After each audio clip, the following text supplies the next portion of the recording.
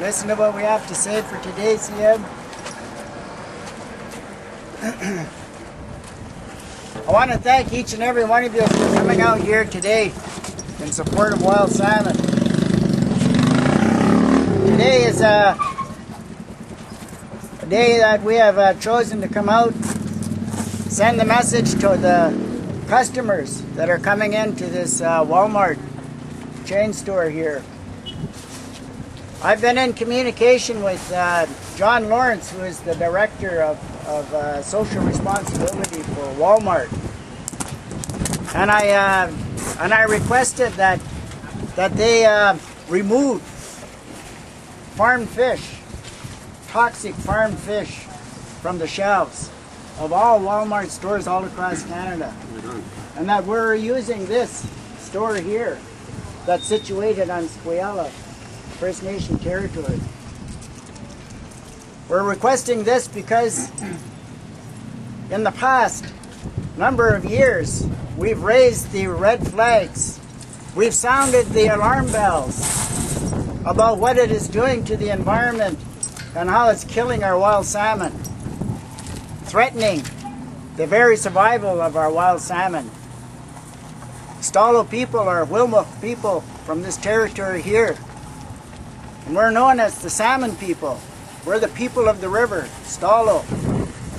So we have a great, salmon is of great significance to us as First Nations people. And we're looking at a serious threat to what is meaningful to us. It is so meaningful to our culture and our spirituality and our very identity as to who we are as a people. And wild salmon has come to benefit. It's a generation. It is a keystone species that is so generous. It feeds many of the other animals and fish on the food chain in the coastal waters of British Columbia and all the way up the river systems. It is something that has come to allow a sports fishing industry to flourish in our territory here, as well as ecotourism, Aboriginal fisheries. We've depended on this for thousands and thousands of years. And so those alarm bells have been ringing real loud. And the federal government and the industry is not listening. There's something that is seriously flawed by the technology that is used by the aquaculture industry, and that's open net pens. What happens is that they load tons and tons of these Atlantic farm salmon into these small quarters.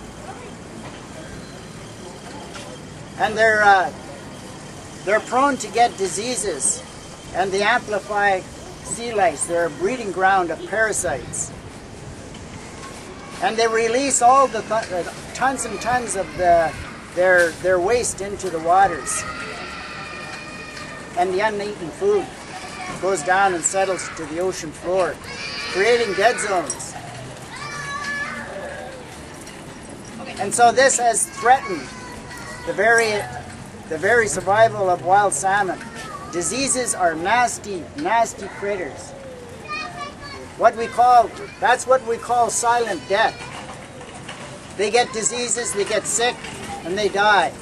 Or their immune system is so compromised they cannot make their way up the Fraser to spawn once again. And so we witness too many pre-spawn deaths. This has been well known and well documented. The Cohen Commission brought this to light and gave serious warnings to the federal and provincial governments and the industry that they have to take this seriously and really look into it. And if they study this and find that they do no more than minimal harm, then they're to remove those open net feedlots. But we as people fishing on the waters see the evidence of the diseases.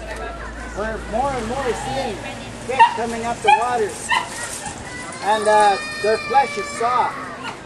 They're a pre-spawn death. Many of them have sores, signs of sickness, signs that something has gone wrong. It is the Norwegian government that owns many of the fish farm aquaculture operations around the world. It's a multi-billion-dollar operation. And so they've used this power to put the governments in their back pockets. And so the governments are collaborating to protect this industry. And that is wrong on so many levels. Yeah. So what has been happening is they've turned a deaf ear. Canadians have also been much unaware of what has been going on. But now, today, what we are witnessing around the world, from Russia, from England, even in the heartland of the aquaculture industry, Norway, there are many studies and health specialists who are coming forward, and they're warning consumers about the health hazards of consuming farm salmon. They have high toxins levels in farm salmon, and this can cause chronic diseases. And one of the most serious and most frightening disease of all is cancer. So what we have been able to accomplish with this boycott is to raise public awareness. The governments, we have given up on them. And now, if we want to save wild salmon, it is up to us. The governments know full well that what is really truly needed at this time, most urgently, is to apply the precautionary principle and have those open net feedlots removed from the coastal waters of BC. Right. Since they're not doing that, we're asking consumers, we're warning consumers not to consume this crap, and to join in a big voice telling Walmart, telling Costco, telling Superstore, telling Safeway to remove farm salmon from their shelves.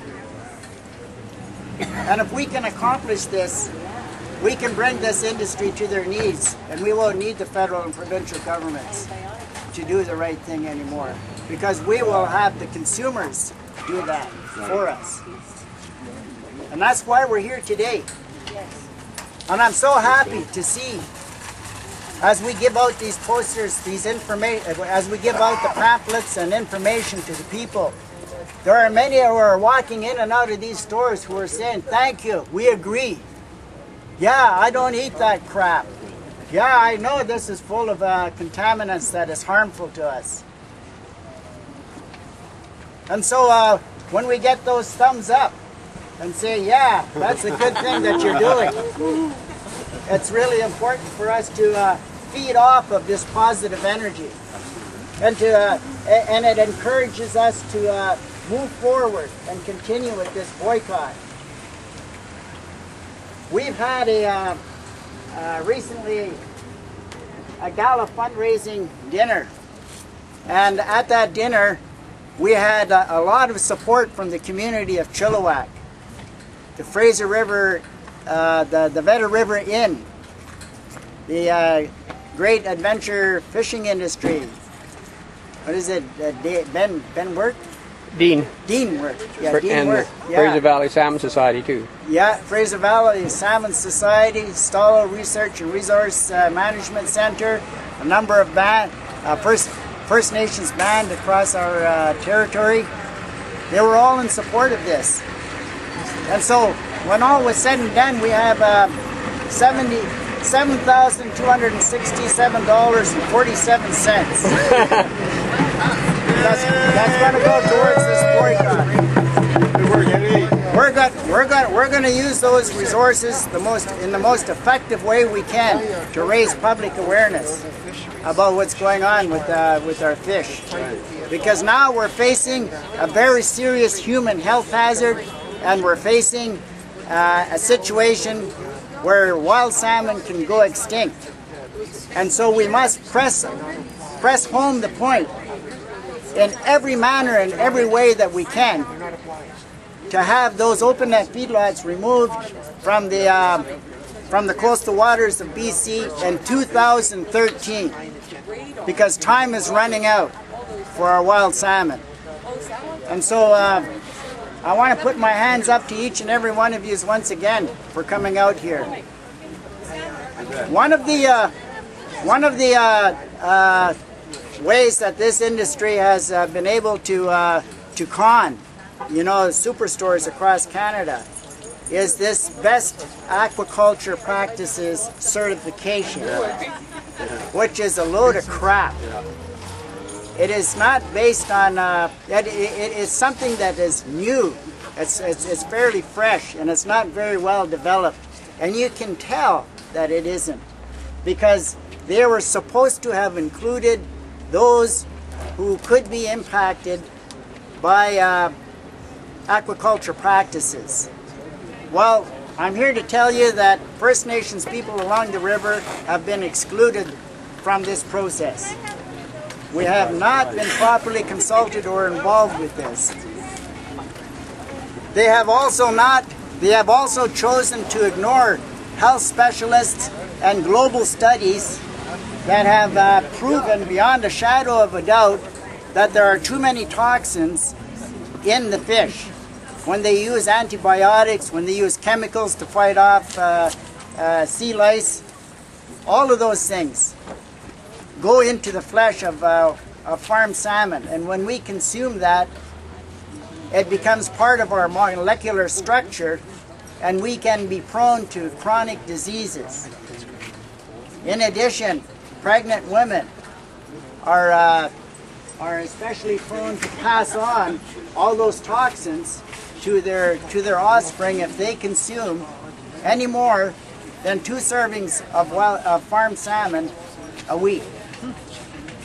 So this is of a very serious concern, because many pregnant women are unawares of this, and too much of this wild salmon is in the grocery stores, in sushi restaurants, and in other places.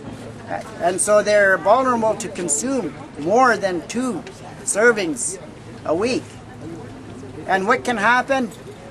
It can lower the intelligence, the IQ rates of children. It can cause autism, it can cause ADHD, and it can cause cancer. Is that what we want to pass on to future generations? No, we don't want to do that. Eddie? So, in conclusion, I say instead of a best aquaculture practices certification, what they need is a worst aquaculture practices certification. Whap! They need to be whapped right out of the migration routes of our wild salmon. We'll see them. Yeah. So we're going to sing the salmon song in honor of our wild salmon and protect it from this deadly aquaculture industry.